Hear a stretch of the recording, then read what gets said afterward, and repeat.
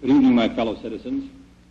This afternoon, following a series of threats and defiant statements, the presence of Alabama National Guardsmen was required on the University of Alabama to carry out the final and unequivocal order of the United States District Court of the Northern District of Alabama.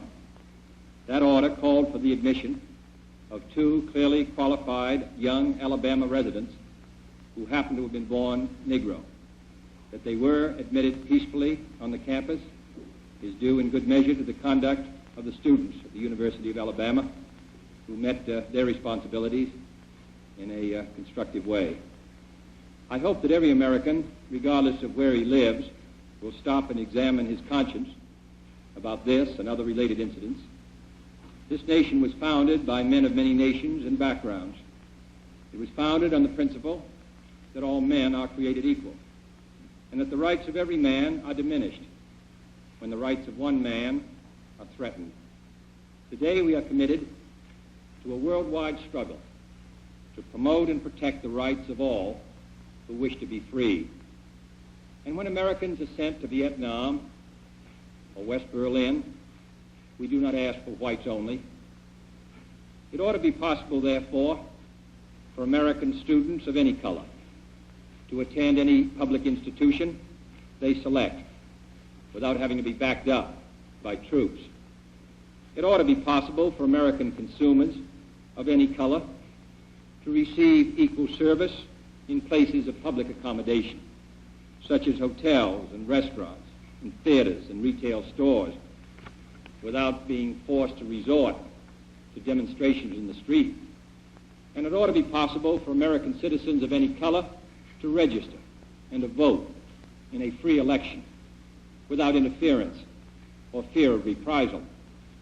It ought to be possible, in short, for every American to enjoy the privileges of being American without regard to his race or his color.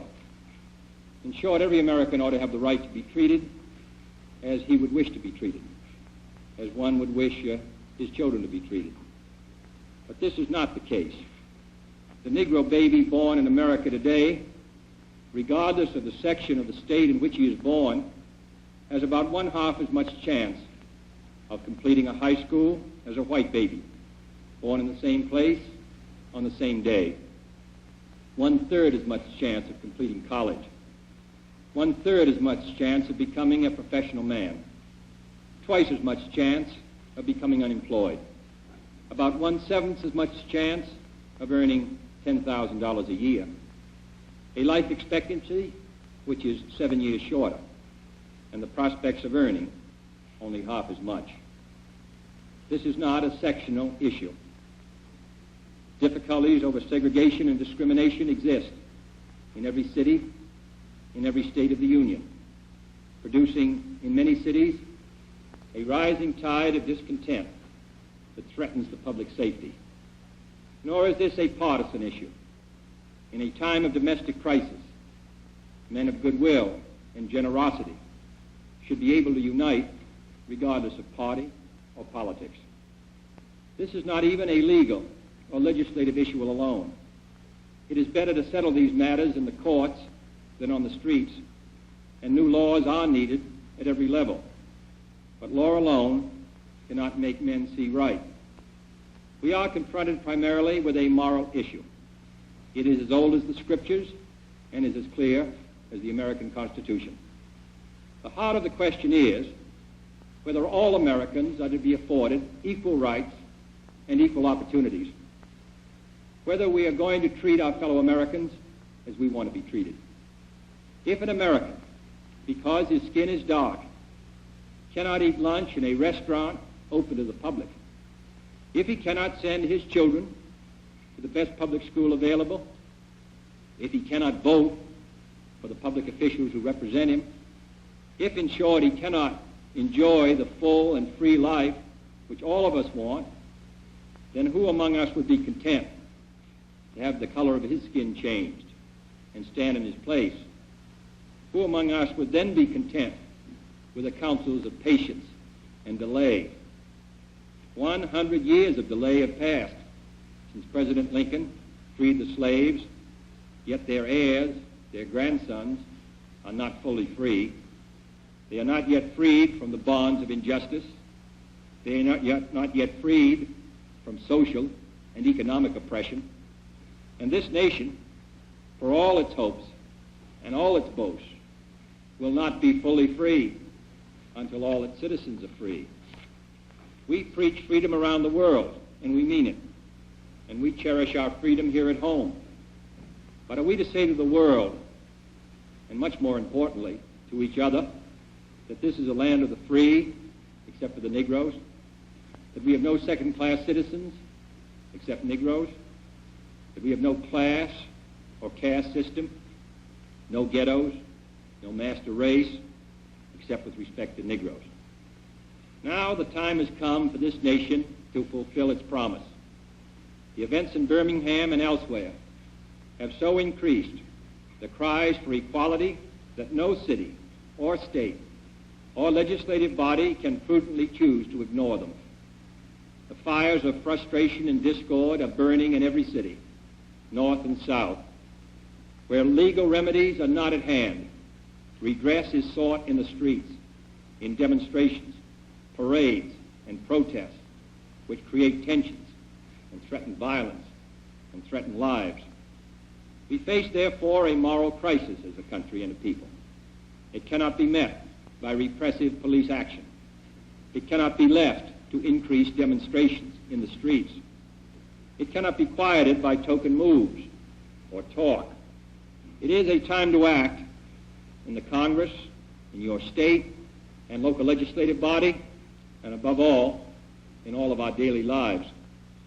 It is not enough to pin the blame on others, to say this is a problem of one section of the country or another, or deplore the facts that we face.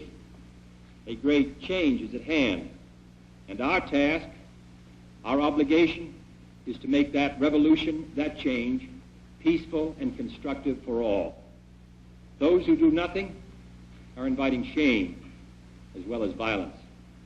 Those who act boldly are recognizing right as well as reality. Next week, I shall ask the Congress of the United States to act, to make a commitment it is not fully made in this century to the proposition that race has no place in American life or law. The federal judiciary has upheld that proposition in a series of forthright cases. The executive branch has adopted that proposition in the conduct of its affairs, including the employment of federal personnel, the use of federal facilities, and the sale of federally financed housing. But there are other necessary measures which only the Congress can provide, and they must be provided at this session. The old code of equity law under which we live commands for every wrong a remedy. But in too many communities, in too many parts of the country, wrongs are inflicted on Negro citizens, and there are no remedies at law. Unless the Congress acts, their only remedy is the street.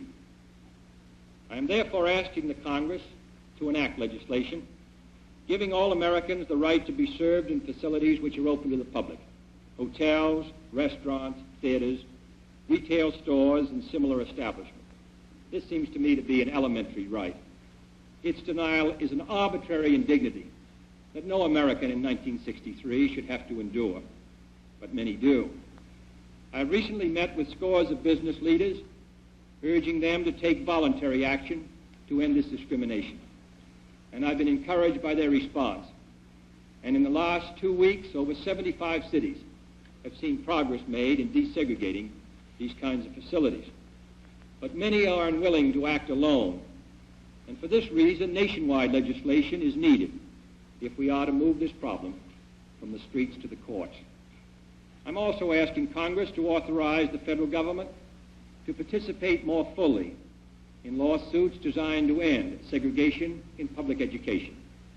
We have succeeded in persuading many districts to desegregate voluntarily. Dozens have admitted Negroes without violence. Today, a Negro is attending a state-supported institution in every one of our 50 states. But the pace is very slow. Too many Negro children entering segregated grade schools at the time of the Supreme Court's decision 9 years ago will enter segregated high schools this fall, having suffered a loss which can never be restored.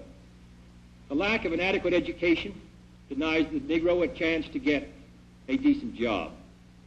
The orderly implementation of the Supreme Court decision, therefore, cannot be left solely to those who may not have the economic resources to carry the legal action, or who may be subject to harassment. Other features will be also requested, including greater protection for the right to vote.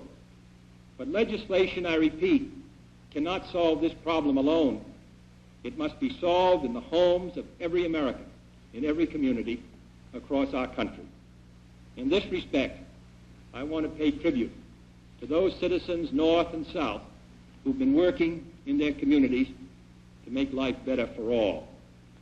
They are acting not out of a sense of legal duty, but out of a sense of human decency. Like our soldiers and sailors in all parts of the world, they are meeting freedom's challenge on the firing line, and I salute them for their honor and their courage. My fellow Americans, this is a problem which faces us all, in every city of the North as well as the South. Today, there are Negroes unemployed 2 or 3 times as many compared to whites. Inadequate education, moving into the large cities, unable to find work, young people particularly out of work, without hope, denied equal rights, denied the opportunity to eat at a restaurant or a lunch counter or go to a movie theater, denied the right to a decent education, denied almost today the right to attend a state university even though qualified. It seems to me that these are matters which concern us all, not merely presidents or congressmen or governors, but every citizen of the United States. This is one country. It has become one country because all of us and all the people who came here had an equal chance to develop their talents. We cannot say to 10% of the population that you can't have that right, that your children can't have the chance to develop whatever talents they have, that the only way that they're going to get their rights is to go in the street and demonstrate. I think we owe them and we owe ourselves a better country than that. Therefore, I'm asking for your help in making it easier for us to move ahead and to provide the kind of equality of treatment which we would want ourselves, to give a chance for every child to be educated to the limit of his talent. As I've said before, not every child has an equal talent or an equal ability or equal motivation, but they should have the equal right to develop their talent and their ability and their motivation, to make something of themselves. We have a right to expect that the Negro community will be responsible, will uphold the law, but they have a right to expect that the law will be fair, that the Constitution will be colorblind, as Justice Harlan said at the turn of the century. This is what we're talking about, and this is a matter which concerns this country and what it stands for. And in meeting it, I ask the support of all of our citizens. Thank you very much.